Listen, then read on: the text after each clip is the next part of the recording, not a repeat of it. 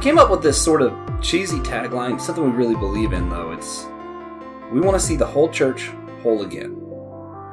Hey everyone, thanks for listening to the Whole Church Podcast. It's your host, Joshua, who is very, very sunburnt. And your co-host, Tiberius Juan, is here. Yeah, TJ. And before we start today, we're calling in Cyril Prabhu. But before we do that, we want to remind everyone to follow us on Patreon, as well as our Facebook and Instagram and all of that. Right now, we have a free giveaway we just started on Patreon. You want to tell them about that? Well, after you support us on Patreon before May 14th and until our 21st supporter, you get entered into our Kindle Fire 7 giveaway. Yeah. In the color of your choice. Yeah, one of our first 21 followers on Patreon is going to get a free Kindle Fire 7. You know, free for them. I guess not really free for us. Well, it's only sort of free for them, too, because $3 a month. Yeah. But also, just doing that helps support us and be able to get new equipment so we can record better audio and travel to some of the guests we've been wanting to talk to. We have some from the University of Georgia, some from the Southern Baptist Seminary in Louisville, Kentucky we really want to go out to, and it just helps us be able to do that. College of Charleston. Yeah. Well, no, Charleston Southern. Oh. Yeah. Yeah, but lots of traveling that we want to do, a lot of equipment we need, and the more followers we have, the better giveaways we can do for you guys, too, so. Right. Yeah. Is there anything else? Oh, drop a comment on iTunes or Google Play. Right now, we're really trying to boost that stuff so that we can get more people listening, because more people listening, the more we can get the conversation rolling about seeing the whole church whole again. And stuff with unity, I think the first step is always just getting that conversation going. So, we'd really appreciate your guys' help with that. All right, and without further ado, let's call Cyril here. Hi, this is Cyril. Hey, Cyril, this is Joshua. Yeah, this is TJ. It's nice to talk to you. Hey, TJ. Hey, Joshua. How are you guys? Oh, we're doing great. How are you doing? Kind of tired. Wonderful. Yeah, TJ just woke up from a nap. Yeah. But I'm the one with cough. Yes. Oh, man. So, we like to start the podcast off with just kind of a silly icebreaker question. Today's, we wanted to ask what everyone's favorite plant is. So, I can go first with that. My favorite's bamboo, because it can be used as a weapon and as a food. Oh. Very versatile. Wow. Well, that makes sense. Yes. What about you, TJ? I think, thanks for asking. Probably a magnolia tree. It's my favorite plant. They have really nice blossoms. They're really fun to climb. They look really nice. It's a good tree. I like redwood trees in the California, right? Normally, when you have a tree that's going up, the roots go exactly the same amount of height that it goes up, it will also go down, right? If you take like an oak tree, it will go up like 4 floors or 5 floors, and it will go down 4 or 5 floors. Whereas these tall redwood trees that are like 10 stories tall, but has less than 3 feet that it goes down. And it stands for time only to just like weather all the storm and weather all the, breeze. They stand for 300, 400 years. And the reason why they stand that long is because their roots go sideways and it holds on to the roots of the other trees. And so when the weather comes, it just is able to, storm the weather much better.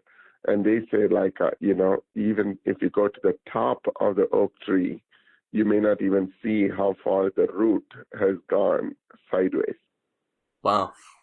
That was a really good answer. That actually sounds like a good church unity analogy. As long as the roots are holding on to one another, kind of weather the storm. Yeah, that's good.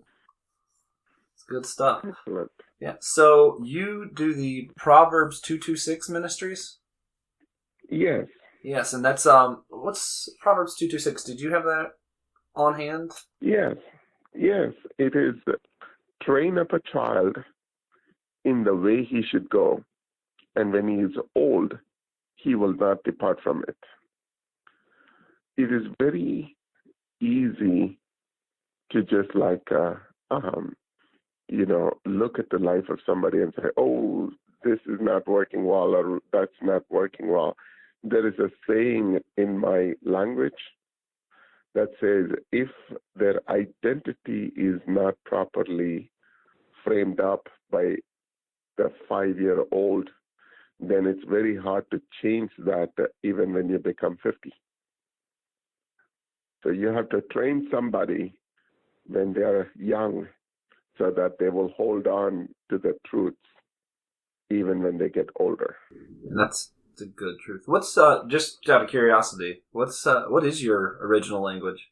Native language. Yeah, native language. Native language is Tamil, which is spoken in the southern part of India, and it is also spoken in multiple other countries like Singapore, Malaysia, Sri Lanka, and Maldives is an island, and the people speak there as well.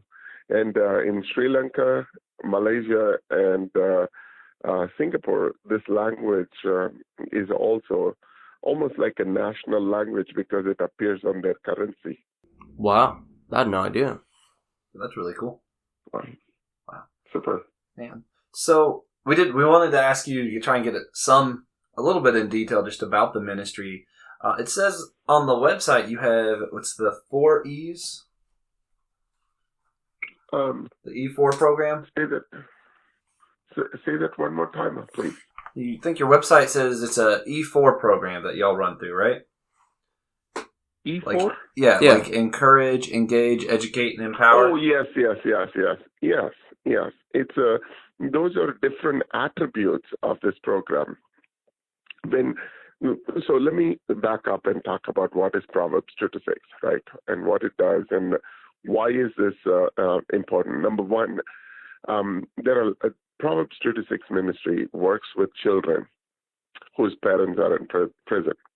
A lot of times what happens is there are so many, hundreds and thousands of prison ministries are there in this country, and most of them are working with the men inside the prison or women inside the prison, helping them to rehabilitate their lifestyle, helping them to, build their life skills for them. But those are like a really good, amazing, efforts, and we are so, applaud for what they are doing. But one of the components of that is when an inmate gets released from prison, the statistics says 70% of the inmates go back in the first 30 to 90 days. And the measure of that is called recidivism. So the national recidivism is at 70%, right? That's a repeat offense. That's what they're going after. They want to stop these men from coming back in. That's what all of these ministries are working towards, doing Bible studies, doing things like, the services on Sunday mornings. They're all doing that part, which is great. But what happens is over the last 10, 12 years, the paradigm has shifted inside the prison. The average age of inmates in this country is coming down. And the reason why the average age is coming down is because a lot of young people are going into prison. And the goal of Proverbs 2-6 is not to address the recidivism, but instead generational recidivism. We want to stop the next generation from going into prison. We want to help them break the cycle. And so that's what Proverbs 2-6 is trying. And the way we try is that, we go into the prison, we help, these fathers to get connected to the roots of their own families. And that's what Encourage does. We encourage the fathers to be part of that. And most of these organizations that does prison ministry do that too. They go in, do Bible studies. They go in, do services. What they're doing, they're encouraging them to do better in their life, giving them some life skills and so on while they're inside the prison, which is what we also do. but to get them connected back with the family. So the second part of the E is engagement, which is where the number of ministries that expand beyond the encourage start to whittle down. Why? Because now you're trying to go find their families so we can engage back with these inmates. And when you start to talk about engagement with the children, engagement with the families, it becomes very hard because most of these families are transient, which means like they travel, which means like they change the phone numbers, which means that, they have, the information of finding them becomes harder and harder. And so during the engagement process, what we do is we take these children into the prison. We allow the father or mother, whoever is in the prison, to get on their knees and ask for forgiveness from their children. We, in fact, ask these fathers. We just finished one in Leith Correctional over this weekend, where when we take these kids inside, those kids are hurting themselves. Those kids are going through vulnerable state themselves. They haven't heard their father say how much he loves them, or mother says how much she loves them. And they get a lot of these messages from the street and not from their father or mother. And it just makes their state even more vulnerable as they continue to grow. So we do 3 engagement activities inside the prison. Number 1 is called Forgive Me, Dear, which is when the fathers wash their children's feet and ask for forgiveness, and we put a brand new shoes on their feet. And it ties back to our verse in Proverbs 2-6, which says, train up a child in the way he should go. The Bible doesn't say, train up a child in the way his father went, in the way his mother went, which is what the statistics is saying, which is that they will end up being in a prison, end up, making mistakes and so on. What we are saying is like, the Bible says, train up a child in the way he should go. So the fathers, after washing their children's feet, symbolically remove their shoes and put a brand new shoes on their feet. And we spend a whole day inside the prison. And the thing that is significant is that it gets like a 6 to 8 hours of time where the children get a chance to spend with their father or mother inside the prison. The second event that we do is called back to school. We take the school supplies into the prison. We turn the prison into Walmart.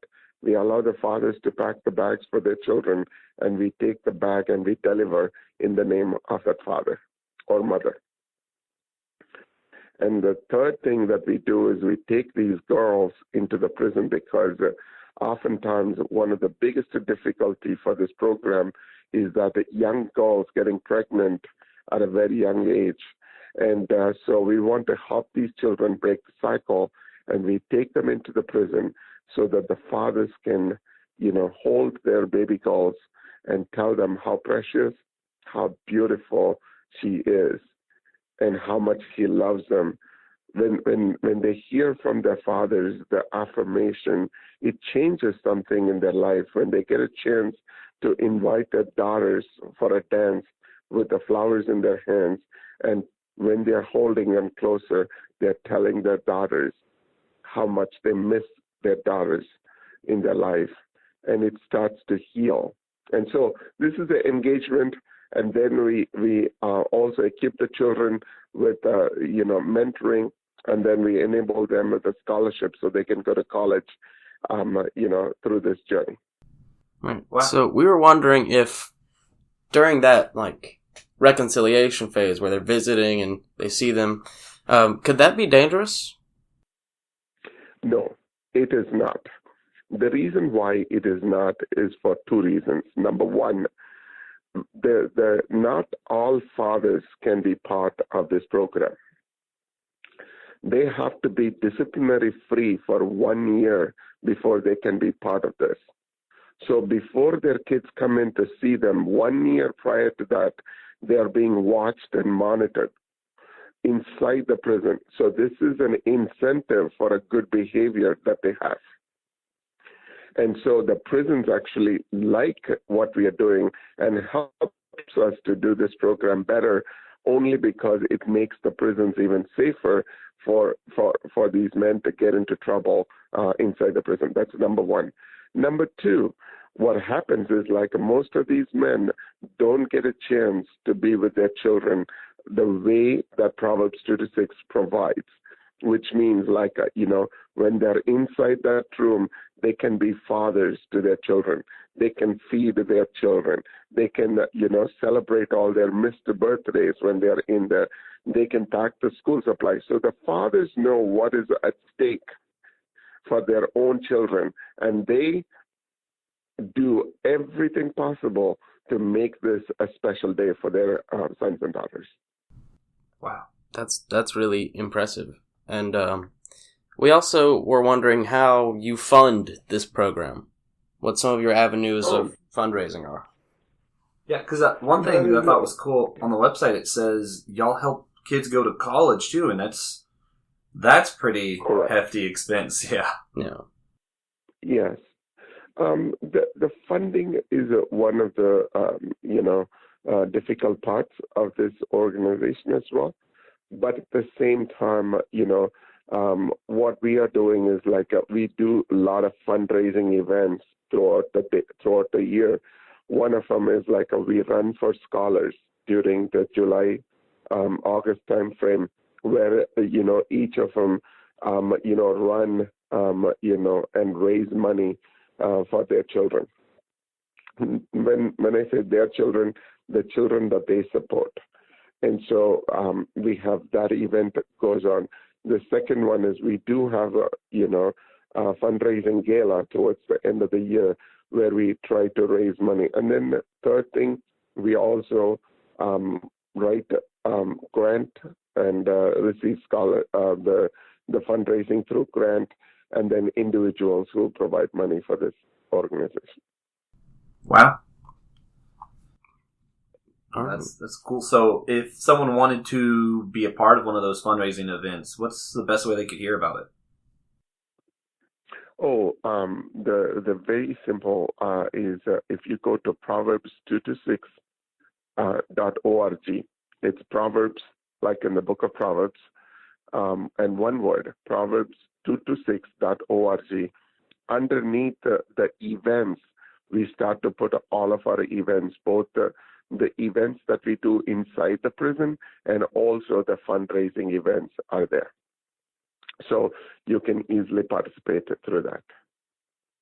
Well, then one thing too, our podcast is all about church unity, and hearing about your mission and your passion and getting these kids to raise up so that they don't end up back in the system and all that. It made me think of, I say a different problem, a church problem. I think it's almost analogous. It's just like unity in the family is important to a child's development. I'm thinking about, because y'all big on mentorship on the website, it looks like. That makes me think of, kind of spiritual children, people who just got saved and come into the church.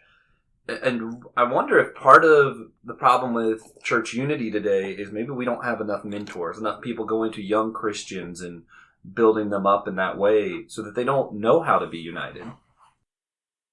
Right. I think what has happened is, over the years, we as a church has started moving away from some of our basics, like the unity of families. And that's why we do see over 52% of the families that go to church are getting divorced in this country. And the percentage of children growing up without a father in the households in this country that are growing up without fathers, the children growing up without fathers is about like a 25 million households in this country where the father, the physical father, is missing. And when you take the fathers out of the lives of these children, then these children become more vulnerable to the external forces. And that's why my mantra has always been when I go in front of the audience in the church, when I'm preaching, I always tell them that if we can bring fathers back into the lives of these children, the crime in this country will come down. And the best person that can make that happen is the church. Church has to start talking about the fatherlessness. Church has to start talking about how our Heavenly Father comes into the lives of ours and how He makes the salvation and the redemption real when our Father becomes real in our life. Has to be the same in the lives of these children as well. Yeah. I mean, oddly enough, I know of just a couple people personally who even they have like the tattoo in Hebrew about God is my Father. And I think that's a powerful message that maybe isn't spoken enough. Absolutely. I am also a product of a fatherless, and the thing is, oftentimes we think of not having fathers as a crutch or a problem. I actually saw that as an effort to just like hold on to something that I can one day become a senior vice president at Bank of America. It's because there was somebody there who threw a rope for me when I was in India, so that I can go to school, get educated, come into this country, find a job. Losing a father is definitely not an easy thing to do, and easy thing to live with. But that doesn't mean everything has to end there. There is a hope, and there is a redemption for that trouble. And I always believe very strongly that what was once my misery is now my mission. So I can tell some kid that's on the street that when they go through their life without fathers, that it's not an end, that they can still fight. Right. You know personally that you can get through it. It Absolutely. gets better. It's just, it's like a hurdle. Like, Absolutely. it's in your way, but Absolutely. you can get over it. Right. So, Yeah. is that your experience personally? Is that why your ministry seems to be so focused on mentorship, or did that come from something else? No, the thing is, yes, for sure. There is that part of my life is very, very focused in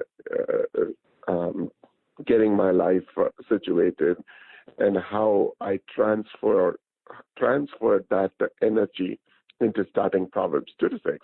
But what I saw was how much these children are impacted because of fathers not being at home.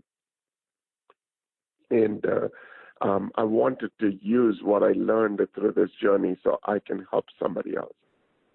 Wow. Now, one thing, because I keep saying there's so much about mentorship, what's interesting is you're not just having the parents reach out to the children. It looks like on the website you're having people mentor the people in the prison so that they can be better fathers. How do you get people to sign up for that? Oh, before I get talking about like signing up the people to that one, what I want to say is 85% of the men that are serving time inside the prison grew up without fathers themselves in this country. So what that tells me is like some of these men are struggling, not because they don't want to be a father, but they never got a benchmark in their life to see and model after something that was missing from their life. And so to me, it's not a problem of these men that are serving time inside the prison not wanting to be a father, but nobody actually took time to be that father figure in their life. Because they were missing the father figures in their life, they have chosen, or they ended up being chosen by the prison system. Now, in order to break this cycle, we need to bring the mentors We need to bring the fathers who knew how to fight this battle has to come inside the prison so that they can help. We are in prison 48 weekends out of 52 weekends in a given year. And during that time, it's like a 6 to 8 hours. But what we do is like a event like a Forgive Me Dear, event like Celebrate, event like a Back to School. But we want to pass the baton over to the church that needs to talk about fatherlessness, that needs to step into this plate, that needs to help these men get their act together. And that only church can do. And we know where we stand in terms of like how much we do to get them to the doorsteps of the church. And from that point, it is, the role of the church to stand up. Man, so just as God is father to the fatherless, the church is Absolutely. the body of Christ, and we need to be stepping up to that. Yeah. Oh, right. If you look at the last verse of the Old Testament, it says, He will turn the hearts of the fathers towards their children and hearts of the children towards their fathers. Lest I will come and strike this earth with a curse. The end. This is how the Old Testament ends. This was the last thing in God's mind before he finished the text and not speak for 400 years. This was the last thing that he says, that if the hearts of the fathers are not turning towards the children or children towards their fathers, it is such a disaster that he would even strike this earth with a curse. As a nation, we're sending like a 1.5 million children to the prison system or some kind of a criminal justice system, and we abort 1.5 million children every single year. And we don't feel wrong about any of these things. And we as a church has become numb to these problems, and we're letting the world take over and talk to us about how we should be the father to the fatherless. In fact, the Bible clearly says how we need to be the father to the fatherless, and how the benchmark of the father should look like. It's all written, and we have lost our vision to go back to the basics. It's like the mid-season finale of the Bible. Like the Bible was a TV show that was like the note that God was like, yeah, we'll leave you here for a while on that one. Let it resonate. Yeah. Man, it's powerful. It's powerful. Man. Wow. So is there anything as far as what can people actively do right now? You know, we tell them be father to the fatherless. They hear this, they want to do it. What do they do? Like right now? Very simple. Number one, they can go to Proverbs2to6.org and they can sign up to one of the events that is there, Forgive Me Dear, or any of the events. We put only 2 to 3 months worth of events on the website, only because the prisons can get into some level of like a riot and things like that. So we have to work very closely only with like a 2 months worth of schedule online, but we continuously update the schedule so they can come into the prison and work with us, right? That's number one. Number two, we are also looking for people that can help us administratively. We need people who can coordinate these events. We need mentors that can help us through this journey.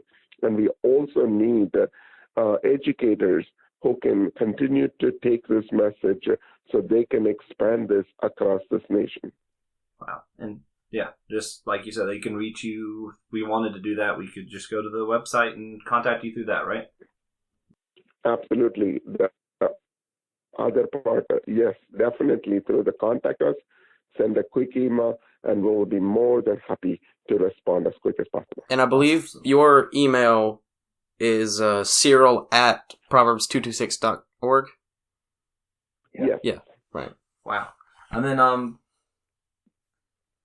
so what was that? Oh, yeah. So if people started doing this, we see more people going to jails, ministering in the way that you're talking about.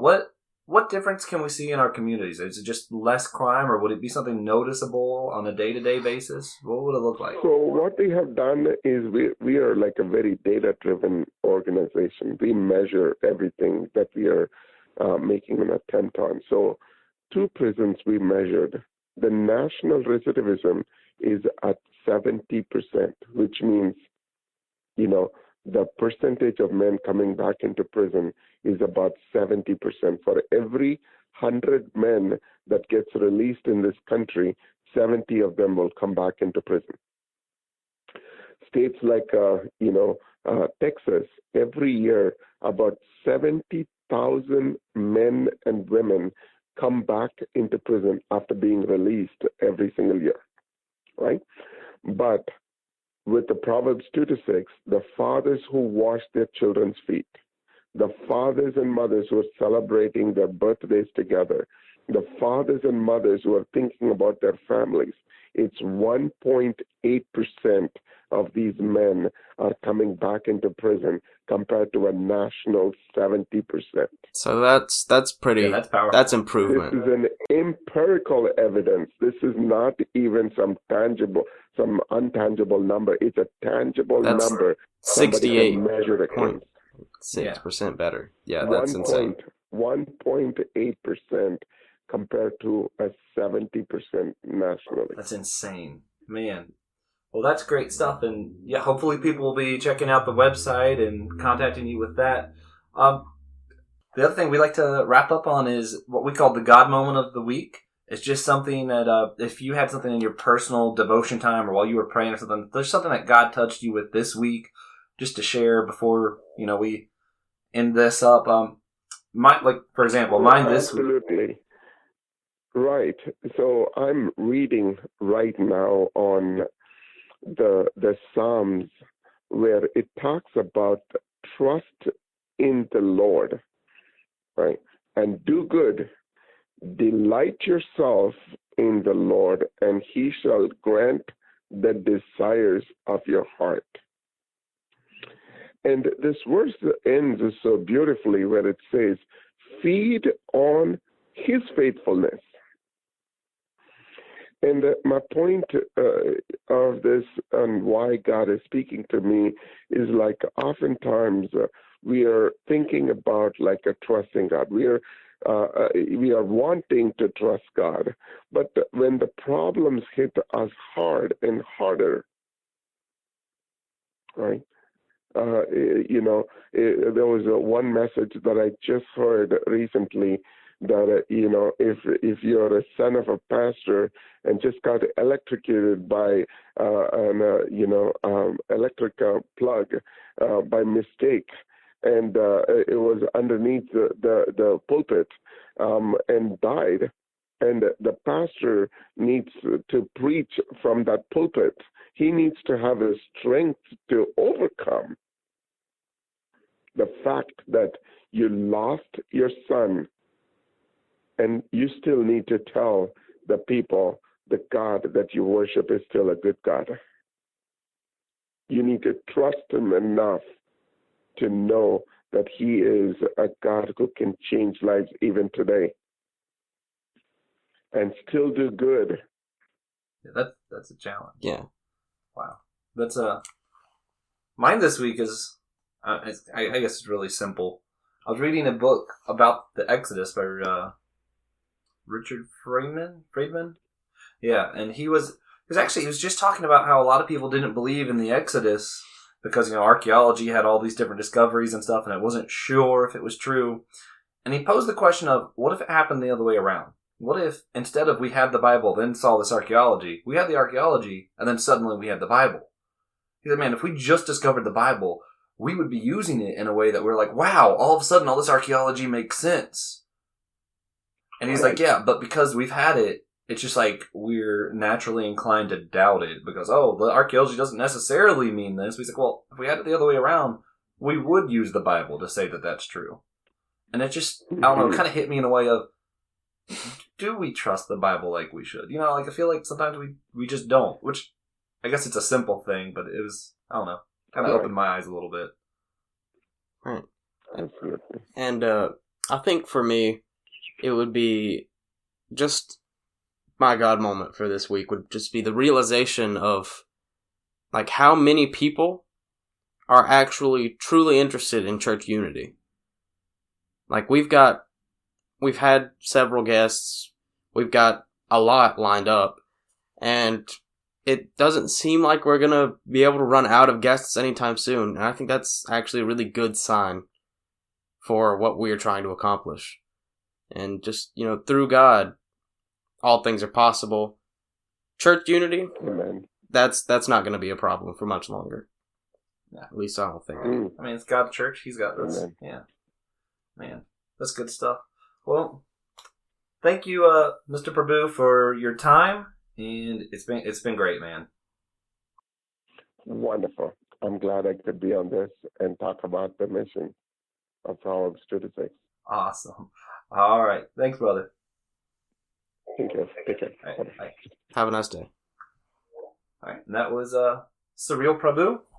Right. Yeah. And thank you guys just for listening to the podcast. Be sure you follow us again at the Whole Church Podcast on either Facebook or Instagram. Or both. Yeah, preferably both. Support us on Patreon if you don't mind. If you follow support before May 14th and before we have 22 supporters, then you get entered for a drawing to win a Kindle Fire 7. They're actually really nice. They have colored bags. It's kind of cool. Yeah. Well, and again, part of why that's important is, again, if the word gets out, the more people who know people care about church unity, the more we're able to do something about it. And being able to go out and see people, being able to get better recording equipment, being able to contact different people, and do more giveaways just for fun, the more we're able to do our mission. So if you guys check us out on Patreon, we'd really appreciate it. Right. Listen to us, of course, on your medium. If you're listening on iTunes or Google Play, drop a comment. Yeah, please. The more comments, the more people are able to see us. Share this with your friends, family, enemies, people you don't like. Make everyone you know listen to this. Yeah, strap into a chair. Make your children watch. Yeah. Click the 3 dots on Spotify, hit share, send it to everyone you know on your phone. Yeah. And then, also, we have a Gmail, thewholecHurch@gmail.com. If you email us your God Moment of the Week, we'll feature it. That's what we're looking for, is just as many good moments as possible. We want it to be mostly an inspirational podcast, and I think that's key, is to get you guys involved. All right. And what are some guests we have lined up as of right now? Man, that's I've been saying Cyril Prabhu for so long that I wanted to say him. We just had him. I know we have Dr. Keith Sharp, my personal mentor from Charleston's, coming up, as well as a couple other professors there. And Alex Guthrie from Immersion Videos should be, I think actually that might be next week. Oh, wow. And, of course, Francis Chan at the end of season 1. Yeah, he just doesn't know it. Yeah, just hasn't agreed. Thank you guys for your support, and y'all will hear from us next week. Hopefully we'll hear from you before then at our Gmail.